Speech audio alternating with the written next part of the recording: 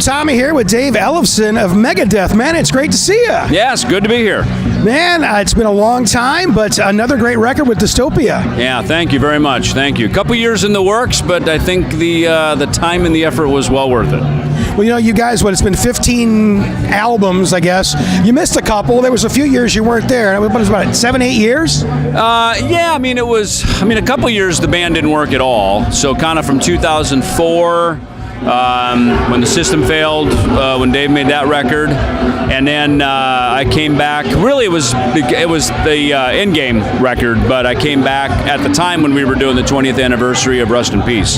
So now Megadeth was just, you guys have always been ultra busy except during your break. But what did you do during that break? I know you had, was it F5 or D5? Yeah, F5. Yeah, F5, and that was the first. Quite honestly, that was not something meant to replace Megadeth at all. I mean, Megadeth was essentially disbanded at that time, and so it was just something that came into my front view, and I started working on that. It was really a cool bunch of guys, younger guys, so it was interesting to play with them and understand how they approach modern music.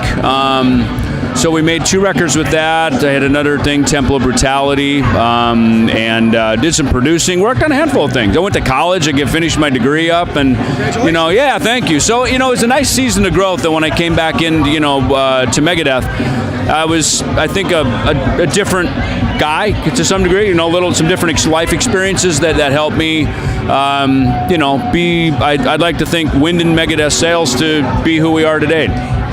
Well, it's all working out great, and I tell you what, with Dystopia, I mean, just from the very beginning, from the threat is real, all the way to Foreign Policy, it's just a stellar record, and I really like just how it feels like you kind of went back in time, but with your experience and these modern recordings, and it's just this new, fresher Megadeth. Yeah, I mean, certainly technology has changed a lot from, killing is my business and peace sells, so, and we've always embraced the latest technology. We've tried to make the best sounding records we can, but as far as the creation of the music, we went through, I think certainly some of the members involved. Chris Adler was certainly a big attribute to it, and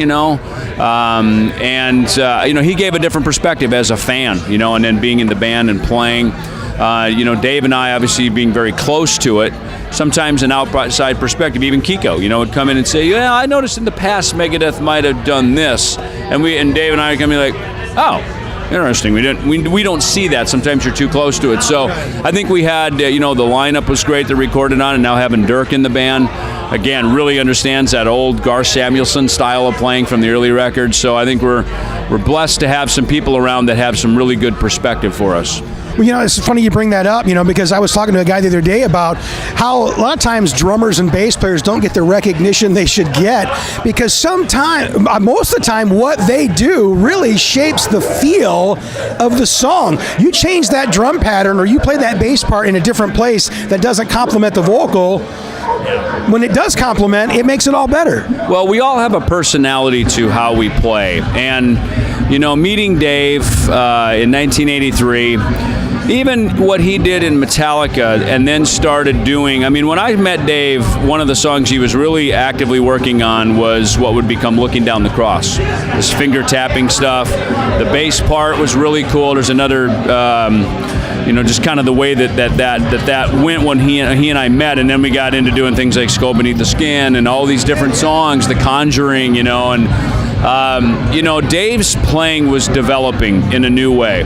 And I think having a clean slate with Megadeth, certainly I took all my experiences and used my partnership with Dave as a clean slate to my bass playing. So we were able to sort of invent this new thing that, as much as Dave had his legacy with Metallica, his playing changed, my playing developed, and we were able to create something that had a whole new sound to it. And basically part of a whole new genre. And that's got to feel pretty good to, being a kid. You were a fan of music just like anybody else in this room, and to be able to carve out something, you go, wow, man, we did that. It is cool. It is cool. Today we're playing with Kiss, and I, of course, grew up a Kiss fan, like probably everybody here. It's great that we've had our own successes. It's nice to play on stages with some of my heroes, Kiss, Iron Maiden, Judas Priest, bands I grew up with, and look to that and go, man, you go from this point where you're a fan to being a contemporary to being able to have your own successes, and then you're able to look up ahead and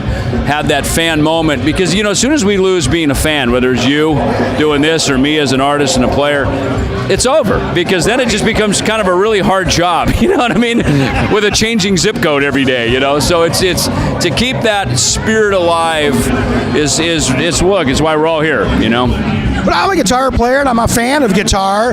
But one thing I've always loved about Megadeth is always not just all the musicianship of all the members of the band, but the lyrics have always been very deep and make you think. Does he care about every single word, like every single note on the guitar?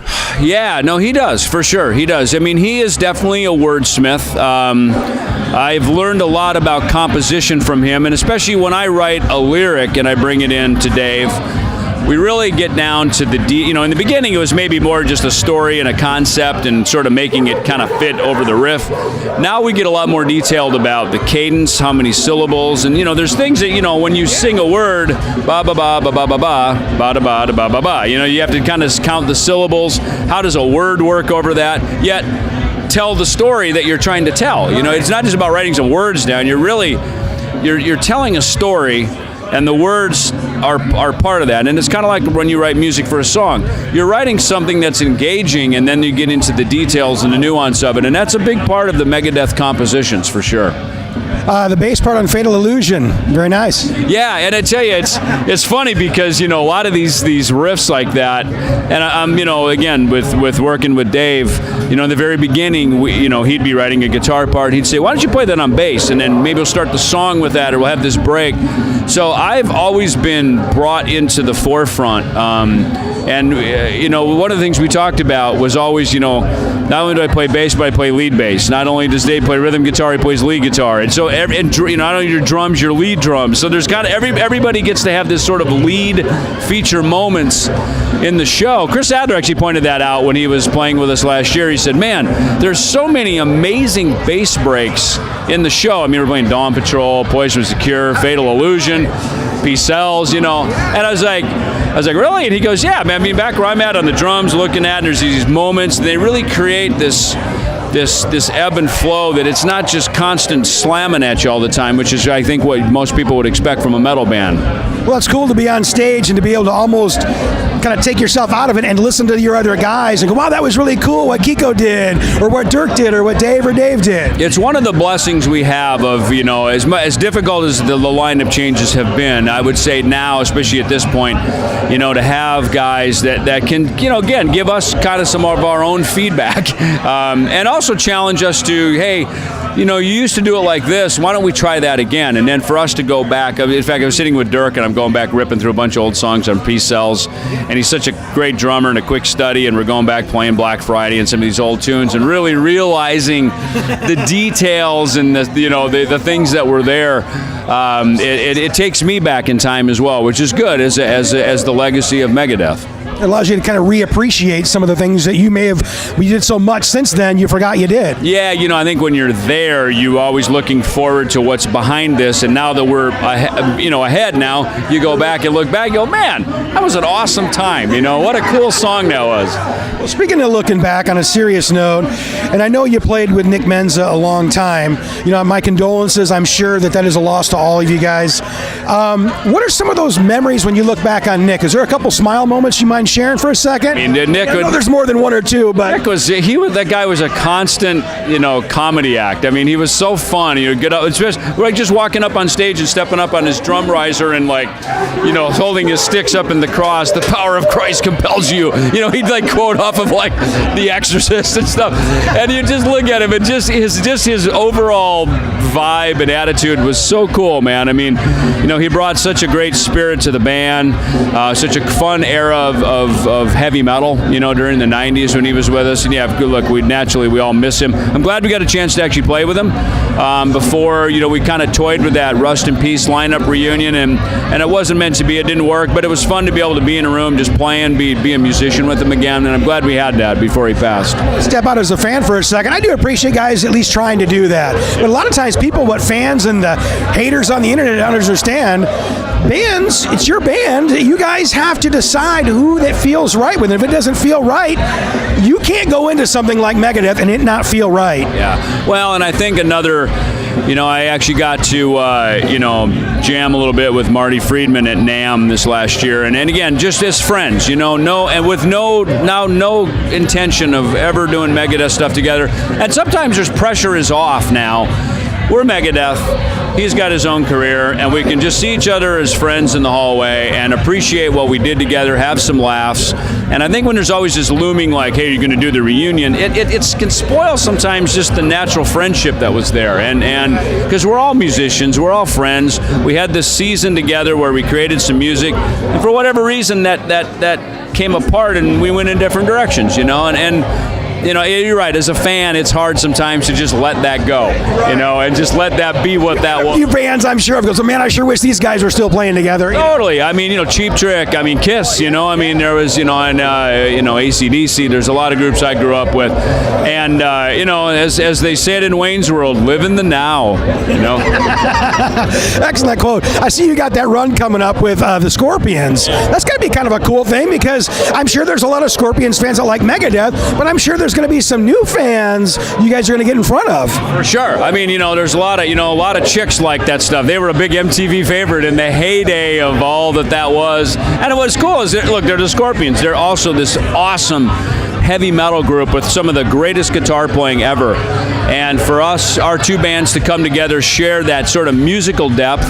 Also, we've both had big mainstream success. And I think we're going to have fun with the set list on that one, because I noticed even the Scorpions last year, we did a show with them in San Antonio, and they were going back playing old stuff like Speedy's Coming, Catch a Train, I think, and a lot of this old classic stuff that guys like me and Dave, and Kiko's a huge Scorpions fan. So those of us who are fans of their deeper cuts of the earlier records, I'm excited to see what both of our set lists are going to be on that tour.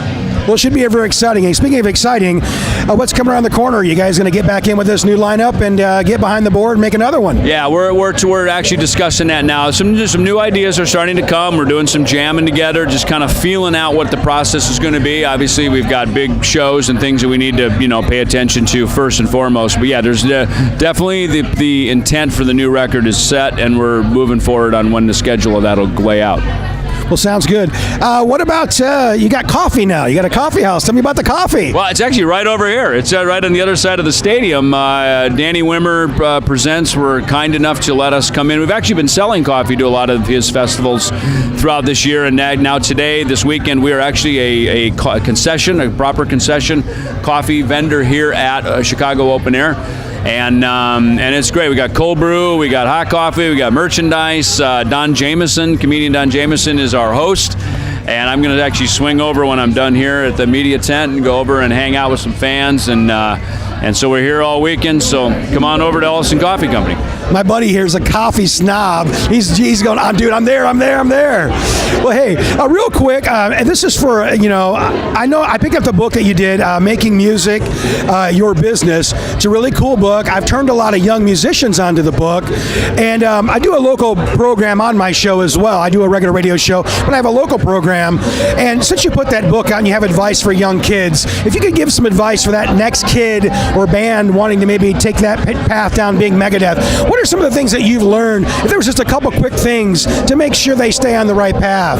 Well, I have a record label, so now I'm very entrenched on all sides of this business, and that's really kind of just a culmination of all of the things I've learned. I manage a group, Doll Skim, young ladies who are kicking ass right now, and I just try to use my experience. And a couple things are, when you're first starting to play with everybody. Just get the experience of jamming with people. Sometimes it's going to work, sometimes it isn't, and when it doesn't, that's also an experience to learn. And you're going to find there's people you naturally gel with, and you create music together. Those are things to hopefully try to keep, to hold on to. When you're already an artist and you're in the game and you're doing it, I think it's very important to realize that, there are no shortcuts to the top. And while you can buy your way to the front of the line, people also smell that, and this is rock and roll, man. And people want authenticity, they want believability, and that is a huge part of what rock and roll is about, And if you're not in this for the real spirit and of what rock and roll is, then you don't have any business being here, I mean, Megadeth is a 34-year overnight sensation, and the way I look at it is, if I'm still here and I'm still making records and I'm still on tour and I'm still doing interviews and I'm engaged in all that this is, then I certainly expect everybody on my label to be part of that. I expect everybody to work as hard as I do. I had a manager one time tell me, he said, I'm never going to work any harder than my artist is.